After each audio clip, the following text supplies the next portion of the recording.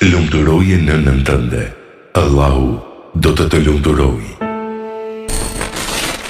Bëmirësia ndaj prindërve është prej shkaqeve më të mëdha të arritjes së mëshirës së Allahut.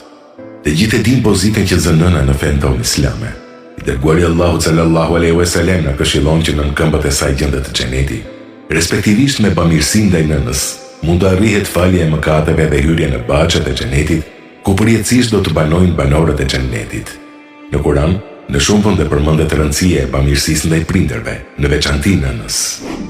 Njeriu ne kemi porositur të jetë i sjellshëm ndaj prindërve të vet.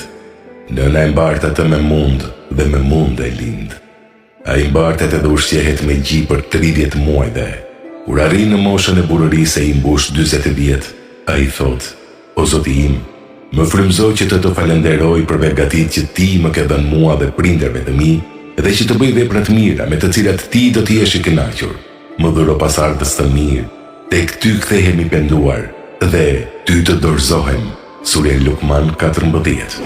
Në anën tjetër, mosbindja ndaj nënës është prej mëkateve më të mëdha që njeriu mund të bëjë. Mëkat shkatërrues për të cilin më së shpejti mund të arrihet zemrimi i Allahut dhe dënimi në këtë dhe në botën tjetër.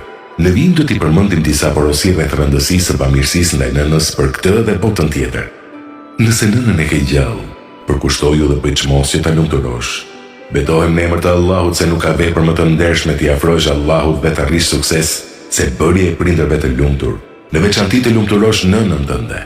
Ta bësh nënën të lumtur është prej shkaqeve më të mëdha për shkak të cilës do të arrish sukses te Allahu. Bëj gjëra që do të bëjnë të lumtur. Thirrë në telefon sa herë që ke mundësi, sepse dëgjimi i zërit tënd e bën atë të lumtur. Erdhi një njeri tek Ibn Abasi dhe i tha që ka prarë një njeri, e pyeti: "O kushëri i të dërguarit Allahut, a mund pendohem?" Ibn Abasi i tha: "A e ke nënën gjallë?"